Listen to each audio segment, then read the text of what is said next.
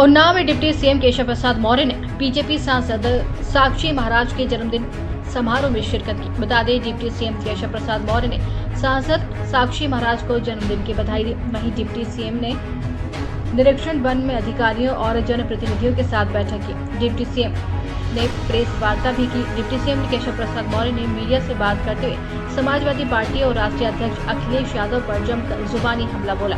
Deputy CM Keshav Prasad Maurya ने सांसद वीरेंद्र सिंह के द्वारा केशव प्रसाद मौर्य में समाजवादी पार्टी में शामिल होने के सवाल पर सपा पर जमकर हमला किया।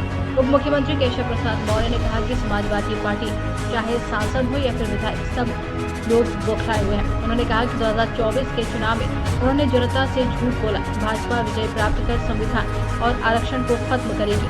उप मुख्यमंत्री ने कहा कि सपा के हाथ से जाति जनगणना का मुद्दा निकल गया। आरक्षण देने का काम हमारी पार्टी ने, हमारी सरकार ने किया है और आगे भी करेगी। साथ ही वहीं केशव प्रसाद मौर्य ने समाजवादी पार्टी राष्ट्रीय अध्यक्ष अखिलेश यादव पर हमला करते हुए कहा कि बिहार चुनाव में समाजवादी पार्टी का कोई भी कैंडिडेट नहीं था। बेगानी शादी में अब्दुल्ला दीवाना की तरह अखिलेश यादव जी बिहार में प्रचार करने के लिए गए थे।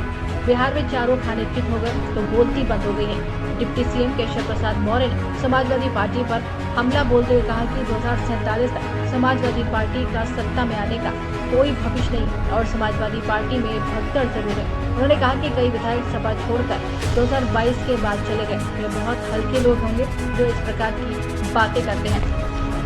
वहीं सांसद वीरेंद्र सिंह के द्वारा की गई भगवान राम की टिप्पणी पर डिप्टी सीएम केशव प्रसाद मौर्य ने प्रतिक्रिया दी है। डिप्टी सीएम ने कहा है कि इतना उनको हीरो मत बनाइए, इतना हीरो वो बनने लायक नहीं है। भगवान श्री राम पर कुछ बोलने से पहले वे रामद्रोही पार्टी में हैं। पहले उस पार्टी से इस्तीफा दे दें और फिर माफी मांगे। हम रामद्रोही की पार्टी में थे।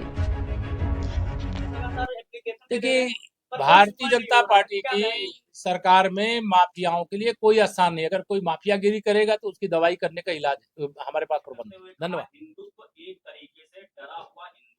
इनके बहुत सारे बयान आप सब लोगों ने देख लिया है और हिंदुत्व की पताका लहरा रही है।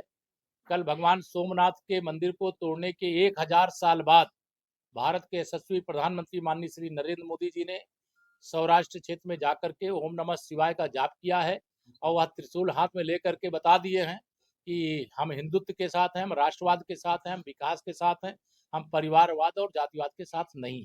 धन्यवाद। उसमें अभी तक की कोई कार्रवाई नहीं हुई है, केवल जांच चल रही है।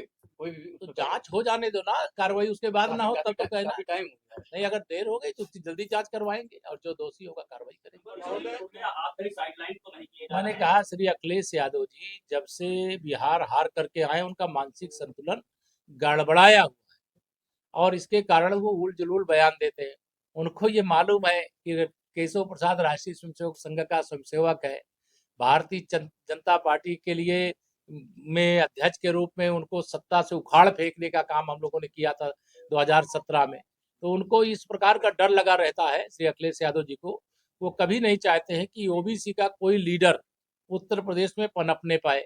हम तो ओबीसी नहीं मानते। भारतीय जनता पार्टी तो अगड़ा पिछड़ा दलित की त्रिवेणी है, लेकिन वह अगर ओबीसी समाज का कोई नेता अगर बन रहा होगा तो उससे उनको बहुत घृणा होती है, नफरत होती है, इसलिए उल्टे सीधे बयान देते हैं।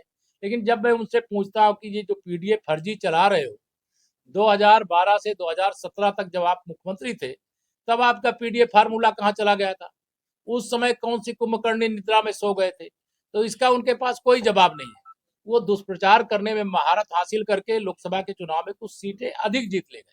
सर, एफआईआर अभियान चला